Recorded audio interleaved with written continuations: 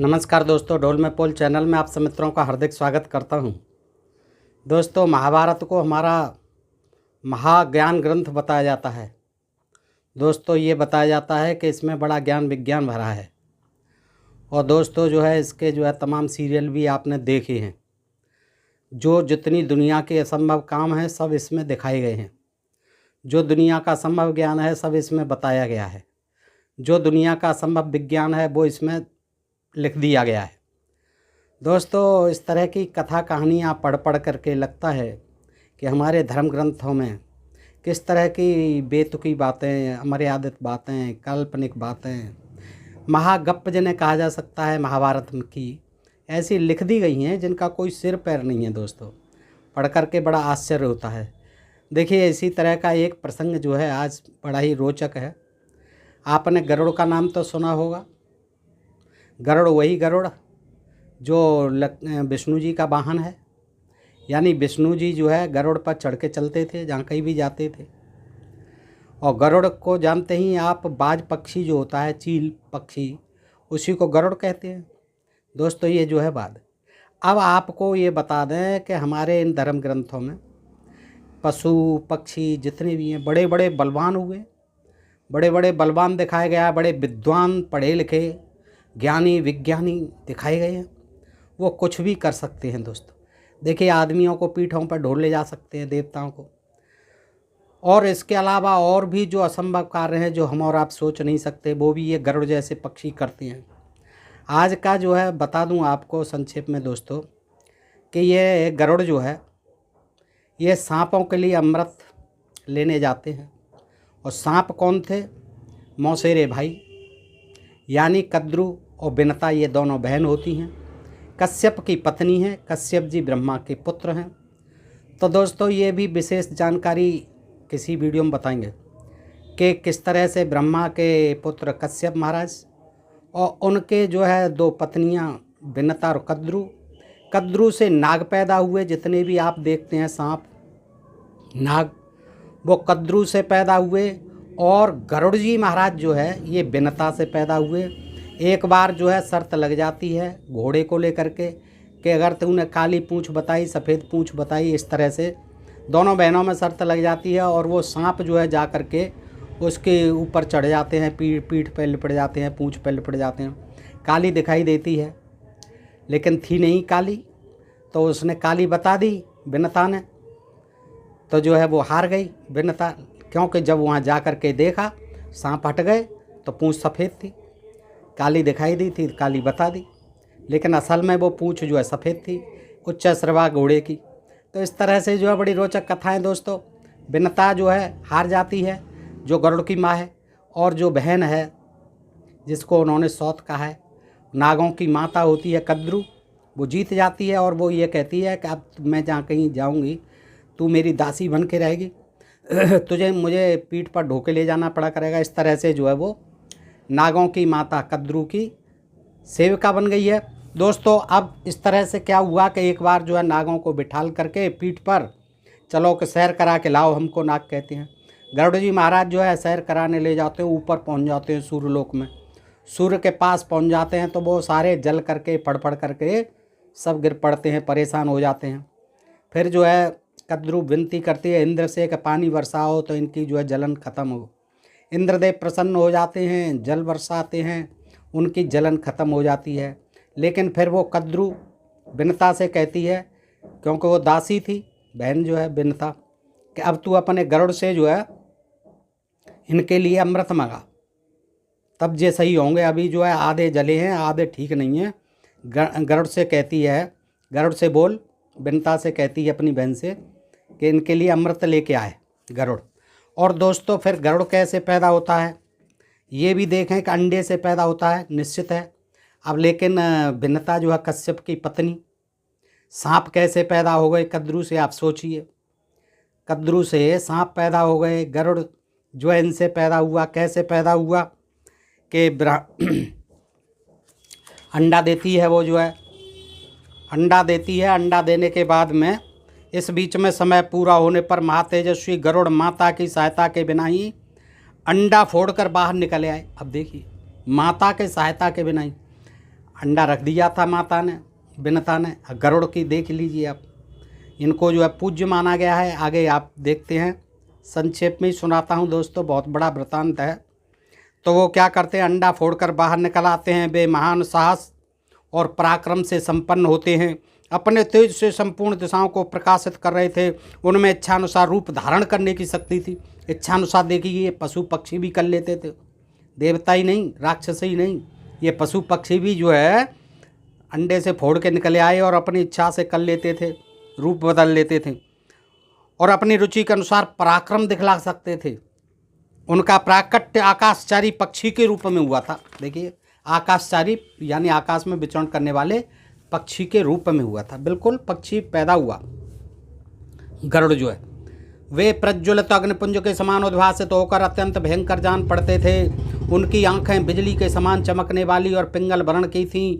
वे प्रलय काल के अग्नि के समान प्रज्वलित एवं प्रकाशित हो रहे थे। दोस्तों, इस तरह से क्या है, गरुड़ जो है जाएंगे अमृत लेने के लिए। बड़ा ही प्रसंग जो रोचक है। और वो माता कहेगी, उन्हें भूख लगती है, इस तरह से पैदा हो जाते हैं और अमृत लेने के लिए तैयार होते हैं। तो माता से पूछते हैं कि माता मैं जा रहा हूँ, तुमने कहा है कि भाई ये कद्रू का वो आदेश तो मानना ही पड़ेगा, इनके लिए तुझे लाना पड़ेगा बेटा। तो वो गरुड़ जी महाराज जो है, जो अंडा फोड़ के निकले हैं, बड़े हो गए हैं शीघ्र, बड़े ही बलशाली थे, बड़े ही पराक्रमशाली थे। देवताओं ने उनकी स्तुति की है क्योंकि वो अग्नि के समान जल रहे थे। दोस्तों, अब आप मुख्य मुद्दे पर आ जाते हैं कि देखिए दोस्तों, वो किस तरह से निषादों के खाने के लिए कहती है। इससे विवरण मिलता है। निषादों को जो है, जो शूद्र जाति में आते थे, शूद्र वर्ण में आते थे, आज भी शूद्र वर्ण में ही हैं दोस्तों। तो निषादों की बुराई जो है जगह जगह लिखी हुई है, शूद्र में ही होते हैं। तो इसमें जो है बड़ा रोचक प्रसंग है कि वो कहती है कि तुम्हें भूख लगे बेटा, तो निषाद हैं उस द्वीप पर रहते हैं, उन निषादों को खाना और भूख मिटाना। और कहीं ब्राह्मण दिख जाए तो ब्राह्मण को हाथ भी, उसकी तरफ दृष्टि भी मत डालना, ब्राह्मण को मत खाना, क्योंकि मैं बताती हूँ ब्राह्मण में क्या क्यों नहीं खाने हैं। तो ये बड़ा रोचक प्रसंग है, आइए देखते हैं दोस्तों। और ये जो है 28वां अध्याय है, अष्टादशो अध्याय 28वां अध्याय है ये, महाभारत प्रथम खंड। ये जो है आदि पर्व और सभा पर्व, गीता प्रेस गोरखपुर, पृष्ठ 127। तो दोस्तों, ये बड़ा रोचक प्रसंग है। देखिएगा दोस्तों, किस तरह से गरुड़ जो है निषादों को खा जाता है, हजारों निषादों को। आइए देखिए। उग्र सर्वाजी कहते हैं, सर्पों की यह बात सुनकर गरुड़ अपनी माता से बोले। सर्पों ने कहा भैया हमारे लिए अमृत लाओ। तो सर्पों की यह बात सुनकर गरुड़ अपनी माता से बोले, माँ मैं अमृत लाने के लिए जा रहा हूँ, किंतु मेरे लिए भोजन सामग्री क्या होगी, मैं क्या खाऊंगा, कुछ खाना वाना तो बताओ, कैसे क्या भूख लगती है मुझे बहुत, तो क्या खाऊंगा यह मैं जानना चाहता हूँ। तो बिनतो वाच, बिनता ने कहा, समुद्र कुक्षावे कामते निषादालयम उत्तमम निषादानाम सहस्राणि तान भोक्त्वा मृतम मानय। दूसरा श्लोक। बिनता ने कहा, समुद्र के बीच में एक टापू है, पता नहीं कौन सा समुद्र, समुद्र का नाम नहीं लेती है। समुद्र के बीच में एक टापू है जिसके एकांत प्रदेश में निषादों और ब्रैकेट में जीव हिंसकों, निषादों को क्या कहा गया है, जीव हिंसक, यानी ये जीवों को मार के खाने वाले, जीव हिंसा करने वाले केवल निषाद ही होते थे, और तो सब शाकाहारी होते थे। ब्राह्मण भी यज्ञों में शाकाहारी भोजन करते थे, बलि जो है शाकों की देते थे। दोस्तों, इस तरह से जो है एक तरफा बातें ये लिखी हुई हैं, आप स्वयं समझें। देखिए क्या कहते हैं कि वहाँ एकांत प्रदेश में निषादों जीव हिंसकों का निवास है। अब केवल जो है निषादों को ही लक्ष्य बना दिया, निषाद ही रहते थे उस टापू पर। वहाँ सहस्रों निषाद रहते हैं, हजारों निषाद रहते हैं, उन्हीं को मार कर खा लो और अमृत ले आओ बेटा। अब देखो कहाँ पता नहीं अमृत होगा, समुद्र में जा रहे हैं कहीं। अब देखिए कैसे निषाद मिलेंगे। आगे चलते हैं। नचते ब्राह्मणम हंत्वा, नचते ब्राह्मणम हंत्वा हंतुक्रार्याम बुद्धिम कथंचन अबध्य सर्वभूतानाम ब्राह्मणो हिरण्यलोपमम। किंतु तुम्हें किसी प्रकार ब्राह्मण को मारने का विचार नहीं करना चाहिए। इसका मतलब दो ही जाति थी, निषाद और ब्राह्मण, तीसरी कोई जाति थी नहीं।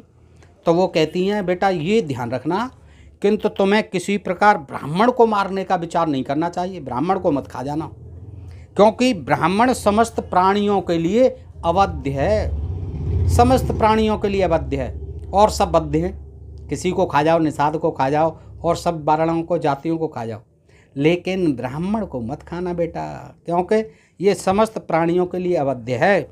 वह अग्नि के समान दाहक होता है बेटा, जला देता है, अग्नि के समान दाहक होता है। अब ये लिखने वाला जो है लिख रहा है ब्राह्मणों के लिए।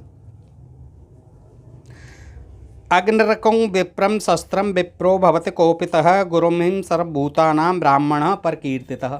देखिए क्या ब्राह्मणों का जो है चारों तरफ सारे ग्रंथों में, इससे क्या सिद्ध होता है कि ये ब्राह्मणों के ग्रंथ ब्राह्मणों के लिए हैं दोस्तों। तो इस तरह से कुपित किया हुआ ब्राह्मण अग्नि, सूर्य, विष एवं शस्त्र के समान भयंकर होता है, वो कहते हैं। कुपित माता बता रही हैं बेटा, ध्यान रखना, क्योंकि कुपित किया हुआ ब्राह्मण अगर कोप में आ गया, क्रोध में आ गया, तो अग्नि, सूर्य, विष एवं शस्त्र के समान भयंकर होता है। ब्राह्मण को समस्त प्राणियों का गुरु कहा गया है। हाँ, गुरु तो कहा ही गया है। अच्छा, इसके बाद क्या कहती हैं देखिए गरुड़ जी से, इन्हीं रूपों में सतपुरुषों के लिए ब्राह्मण आदरणीय माना गया है। ये महाभारत है दोस्तों, अभी ये प्रथम खंड है, इसमें ही देखिए शुरुआत है, ये 28वां अध्याय है ये। तो देखो वो क्या कहती हैं कि एव माद स्वरूप स्तुम सतावे ब्राह्मणो मतः सते तातम न हंतव्य संक्रुद्धे नापि सर्वथा। इन्हीं रूपों में सतपुरुषों के लिए ब्राह्मण आदरणीय माना गया है बेटा।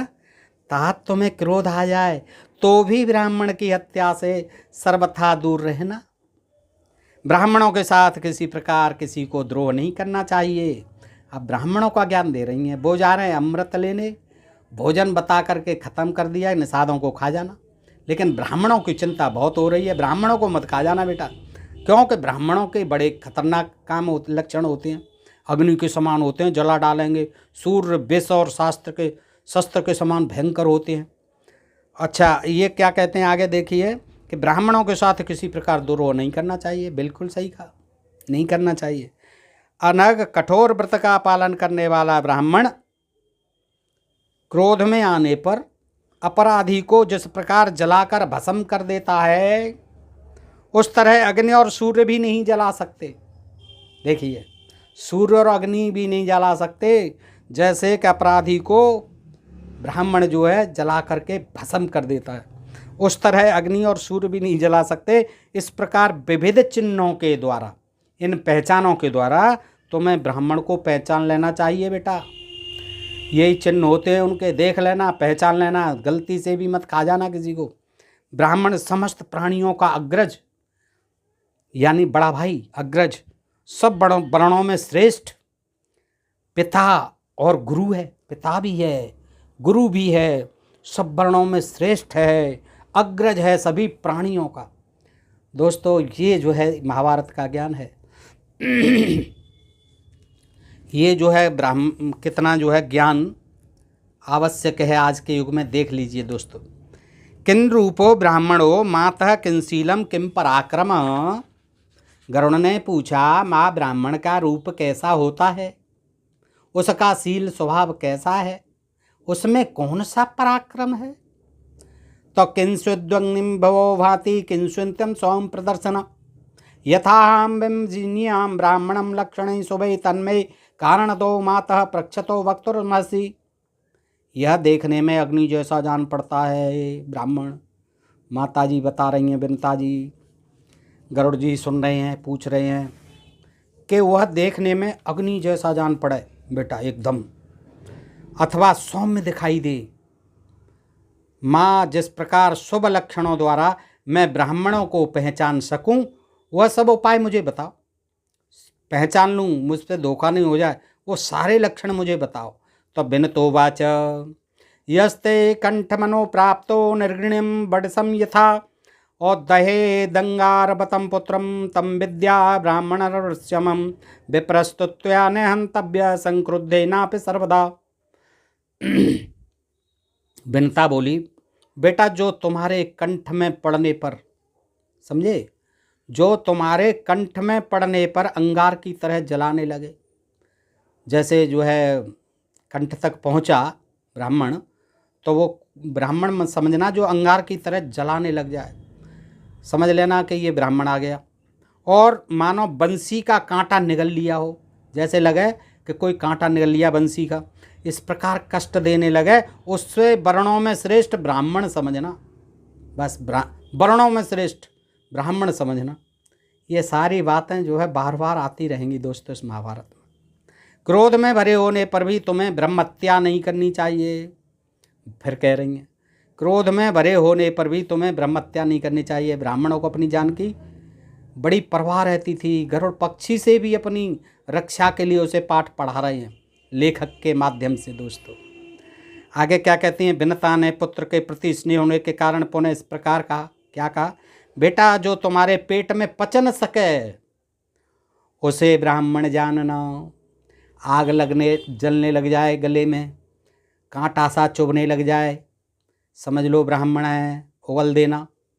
और तुम्हारे पेट में भी पहुंच जाए तो वहाँ दर्द करने लग जाए, पचे ही नहीं, जो तुम्हारे पेट में पच न सके उसे ब्राह्मण जानना। दोस्तों मैं अपनी तरफ से कुछ भी नहीं कह रहा हूँ, ये जो है बिल्कुल अक्षर से पढ़ रहा हूँ। दोस्तों देखिए, प्रोवाचम चैनम विनता पुत्र हार्दादिदम बचः जठरे नम चम जीरियतम यस्तम जानी ही दुजोत्तम। ये है कि विनता ने पुत्र के प्रति स्नेह होने के कारण पुनः इस प्रकार कहा, बेटा जो तुम्हारे पेट में पच न सके, जठरे न च जीर्येद यस्तम, जो जठर में पच न सके, जानी ही दुजोत्तमम, उसे ब्राह्मण जान लेना, जो तुम्हारे पेट में न पच सके। पुनः प्रोवाच विनता पुत्र हार्दादिदम बचः जानत्यम तुम लिल्यम वीर्यम आशीर्वादम परायणा प्रीताम परम दुख वार्ता नागे विप्रम कृता सती। पुत्र के प्रति स्नेह होने के कारण विनता ने पुनः इस प्रकार कहा। वह पुत्र के अनुपम बल को जानती थी, तो भी नागों के द्वारा ठगी जाने के कारण बड़े भारी दुख से आतुर हो गई थी। अतः अपने पुत्र को प्रेम पूर्वक आशीर्वाद देती है, बेटा वायु तुम्हारे दोनों पंखों की रक्षा करें, चंद्रमा और सूर्य पृष्ठभाग का संरक्षण करें, पीठ का, और चंद्रमा और सूर्य तुम्हारी पीठ का पिछले भाग का संरक्षण करें। वायुदेव जो है तुम्हारे पंखों को सकुशल रखें। अग्निदेव तुम्हारे सिर की और वसुगुण तुम्हारे संपूर्ण शरीर की सब ओर से रक्षा करें। पुत्र मैं भी तुम्हारे लिए शांति एवं कल्याण साधक कर्म में संलग्न हो वहाँ निरंतर कुशल मनाती रहूँगी। बस तुम्हारा मार्ग विघ्न रहित हो, तुम अभीष्ट कार्य की सिद्धि के लिए यात्रा करो। शौनकाद महर्षियों माता की बात सुनकर महाबली गरुड़ पंख पसार कर आकाश में उड़ गए और क्षुधातुर काल या दूसरे यमराज की भांति उन निषादों के पास जा पहुँचे। अब अमृत लेने जा रहे हैं, सीधे जो है निषादों को खाने पहुँच गए। देखिए, क्षुधातुर काल या दूसरे यमराज की भांति बुभुक्षित काल इवांतो को पर ततो निषादान बलवान उपागतो। क्या हुआ कि क्षुधातुर काल या दूसरे यमराज बनकर उन निषादों के पास जा पहुँचे। उन निषादों का संहार करने के लिए उन्होंने उस समय इतनी अधिक धूल उड़ाई जो पृथ्वी से आकाश तक छा गई। पंखों से धूल तो उड़ेगी है, बड़े बड़े पंख होंगे, उड़ा दी धूल, जो है सारे अट गए बेचारे निषाद जो है। निषादों का संहार करने, मारने के लिए, मार के ही तो खाएंगे, पहले संहार करेंगे। तो उन निषादों का संहार करने के लिए उन्होंने उस समय इतनी अधिक धूल उड़ाई जो पृथ्वी से आकाश तक छा गई। वहाँ समुद्र की कुक्ष में जो जल था उसका शोषण करके उन्होंने समीपवर्ती पर्वतीय वृक्षों को भी विकम्पित कर दिया। सारा जो जल था उधर आसपास समुद्र की कुक्ष में यानी कोख में जितना जल था उसको उड़ा दिया और वृक्षों को भी हिला दिया। इसके बाद पक्षराज ने अपना मुख बहुत बड़ा कर लिया। देखिए, पक्षीराज ने अपना मुख बहुत बड़ा कर लिया, जैसे सुरसा कर लिया था, और निषादों का मार्ग रोककर खड़े हो गए। अब कहाँ जाओगे बेटा तुम, मुंह फाड़ के खड़े हो गए। तदनंतर वे निषाद उतावली में पड़कर उसी ओर भागे, घबरा गए बेचारे। अब वो जिधर भी जाएं तो मुंह तो बहुत बड़ा था, उधर ही भागने लगे जिधर सर्पभोजी गरुड़ का मुख था। सर्पभोजी यानी सर्पों को खाते हैं गरुड़ जी महाराज, बीन बीन के सर्प जो है उनका आहार है। तो सर्पभोजी गरुड़ का मुख था, उधर ही भागे निषाद। जैसे आंधी से कंपित वृक्ष वाले वन में पवन और धूल से विमोहित एवं पीड़ित सहस्त्रों पक्षी उन्मुक्त आकाश में उड़ने लगते हैं, उसी प्रकार हवा और धूल की वर्षा से बेसुध हुए हजारों निषाद गरुड़ के खुले हुए अत्यंत विशाल मुख में समा गए। बेचारे परेशान होकर के सब गटागट सब घुस गए उसके गरुड़ के मुंह में, हजारों निषाद। यथा नीलम प्रचलंत पाद पे बने सहस्रशः पवन रजो विमोहिता। ये जो है जैसे आंधी से कंपित वृक्ष वाले वन में पवन और धूल से विमोहित एवं पीड़ित सहस्त्रों पक्षी उन्मुक्त आकाश में उड़ने लगते हैं, उसी प्रकार हवा और धूल की वर्षा से बेसुध हुए हजारों निषाद गरुड़ के खुले हुए मुख में अत्यंत विशाल मुख में समा गए। तत्पश्चात शत्रुओं को संताप देने वाले अत्यंत चपल महाबली और क्षुधातुर यानी भूखे पक्षराज गरुड़ ने मछली मारकर जीविका चलाने वाले उन अनेकानेक निषादों का विनाश करने के लिए अपने मुख को संकुचित कर लिया खा पी करके। अब क्या हुआ आगे का ये भी देखें, बड़ा विचित्र वर्णन है कि ब्राह्मण देव मिल जाते हैं। अब आगे कि उग्र शिवाजी आगे कहते हैं कि निषादों के साथ एक ब्राह्मण भी भार्या सहित गरुड़ के कंठ में चला गया था, उसको पहचान नहीं पाए। भीड़ भड़के में हजारों निषादों के बीच में कोई ब्राह्मण देव भी आ गए चक्कर में, और उनके साथ उनकी पत्नी भी थी जो कि निषाद जाति ही की थी। तो निषादों के साथ एक ब्राह्मण भी भार्या सहित गरुड़ के कंठ में चला गया था। वह दहकते हुए अंगारे की भांत जलन पैदा करने लगा।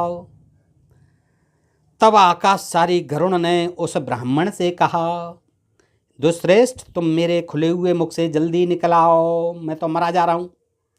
ब्राह्मण पाप परायण ही क्यों न हो, मेरे लिए सदा अबद्ध है, चाहे कितना ही पापी क्यों न हो मेरे लिए अबद्ध है, और ऐसी गलती मत करो ब्राह्मण महाराज, मेरे गले में आग जल रही है और मेरी मम्मी ने कहा था कि आग जले तो समझना ब्राह्मण गया मुख में।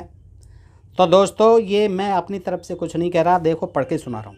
तस्य कंठ मनोप्राप्तो ब्राह्मण स भार्यया उदयन दीप्ते वांगस्ताम वाचाम अंतरिक्षग द्विजोत्तम विनिर्गच्छ तूर्णमास्याद पावृतात स न हे मे ब्राह्मणो वध्य पापे ध्वपि रतः सदा। श्लोक नंबर 1। ये क्या होता है, 29वां चल रहा है ये अध्याय, पृष्ठ 129 पर है दोस्तों, कि निषादों के साथ एक ब्राह्मण भी भार्या सहित गरुड़ के कंठ में चला गया। वह देखते हुए अंगार की भांति जलन पैदा करने लगा। तब आकाशचारी गरुड़ ने उस ब्राह्मण से कहा, द्विजश्रेष्ठ तुम मेरे खुले हुए मुख से जल्दी निकल आओ, ब्राह्मण पाप परायण ही क्यों न हो मेरे लिए सदा अबद्ध है। ब्रुवाणम एवं गरुणम ब्राह्मणम प्रत्यवासतः निषादीमं भार्येयं निर्गच्छतुम मया सह। ऐसी बात कहने वाले गरुड़ से हुआ ब्राह्मण बोला, यह निषाद जाति की कन्या मेरी भार्या है। देखिए निषाद जाति की भार्या भी बना रखी थी कन्या। निषाद जाति की कन्याओं को खूब भार्या बनाया था, शूद्रों की कन्याओं को, लेकिन फिर भी रहे ब्राह्मण ही, उनकी संतान भी ब्राह्मणी पैदा होती थी पिता के अनुसार। तो वो बताते हैं कि गरुड़ से वह ब्राह्मण बोला, यह निषाद जात की कन्या मेरी भार्या है, अतः मेरे साथ यह भी निकले तभी मैं निकल सकता हूँ। हाँ ये शर्त लगा दी कि पहले इसे निकालो भैया, लेकिन वो तो पच गई होगी, निषादों की तो पच गई थी सभी, अब कैसे निकालें। तो वो कह रहे मेरी भार्या है ये निषादों की लड़की, इसको भी निकालो तब मैं निकलूँगा। तो गरुड़ उवाच, गरुड़ बोला, एतामपि निषादीं त्वं परिग्राह्यासु निष्पतः तूर्णम संभावयात्मानं जीर्णम मम तेजसा। चौथा श्लोक। गरुड़ ने कहा, ब्राह्मण तुम इस निषादी को भी लेकर जल्दी निकल आओ, चलो फटाफट निकलो, निषादी को भी लो साथ में। तुम अभी तक मेरी जठराग्नि के तेज से पचे नहीं हो दोनों, और तो सब पच गए जो हजारों थे, तुम दोनों नहीं पचे और निकलो, अतः शीघ्र अपने जीवन की रक्षा करो। तथा स विप्रो निष्क्रांतो निषादी सहितस्तदा और वर्धित्वाम च गरुड़मिष्टम देशम जगाम। उग्र शिवाजी कहते हैं उनके ऐसा कहने पर वह ब्राह्मण निषादी सहित गरुड़ के मुख से निकल आया और उन्हें आशीर्वाद देकर अभीष्ट देश को चला गया। भार्या सहित उस ब्राह्मण के निकल जाने पर पक्षराज गरुड़ पंख फैलाकर मन के समान तीव्र वेग से आकाश में उड़े। तदनंतर उन्हें अपने पिता कश्यप जी का दर्शन हुआ। अब कश्यप जी भी मिल गए रास्ता में पिताजी।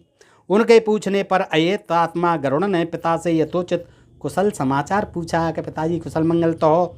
महर्षि कश्यप उनसे इस प्रकार बोले, बेटा तुम लोग कुशल से तो हो ना, विशेषतः प्रतिदिन भोजन के संबंध में तुम्हें विशेष सुविधा है ना, कोई भूख प्यासे तो नहीं मर रहे हो, सुविधा है मिल रही है। पिताजी पूछ रहे हैं, क्या मनुष्य लोक में तुम्हारे लिए पर्याप्त अन्न मिल जाता है? अन्न की क्या जरूरत है, निषाद मिल जाते हैं पिताजी। गरुड़ ने कहा, मेरी माता सदा कुशल से रहती हैं, मेरे भाई मैं दोनों सकुशल हैं, परंतु पिताजी पर्याप्त भोजन के विषय में तो सदा मेरे लिए कुशल का अभाव ही है। मुझे भूख ही नहीं मिटती, कितना ही खिला दो मुझे तो मेरे लिए अभाव ही रहता है भोजन का। मुझे सर्पों ने उत्तम अमृत लाने के लिए भेजा है, माता को दासीपन से छुटकारा दिलाने के लिए आज मैं निश्चय ही उस अमृत को लाऊंगा, तभी मेरी माता जो है उसका दासीत्व छूटेगा, कद्रू की दासी बन गई है। भोजन के विषय में पूछने पर माता ने मुझे ये बताया था, मात्रा चात्र समादिष्टो निषादान भक्ष्यति न च मे तृप्तरम भवद भक्ष्य त्वाम सहस्रशः। 11वां श्लोक। भोजन के विषय में पूछने पर माता ने कहा, पिताजी सुन लो, क्या कहा, निषादों का भक्षण करो, परंतु हजारों निषादों को खा लेने पर भी मुझे तृप्ति नहीं हुई है। न च मे तृप्तर अभवतम भक्ष्य त्वाम सहस्रशः। हजारों निषादों को खाने पर भी मेरी तृप्ति नहीं हुई है, भूख नहीं मिट रही है पिताजी। अतः भगवान आप मेरे लिए कोई दूसरा भोजन बताइए। प्रभु वह भोजन ऐसा हो जिसे खाकर मैं अमृत लाने में समर्थ हो सकूं, वहाँ तक पहुँच जाऊँ और ले आऊँ, भूख नहीं सताए ऐसा कोई भोजन बताओ। मेरी भूख प्यास को मिटा देने के लिए आप पर्याप्त भोजन बताइए।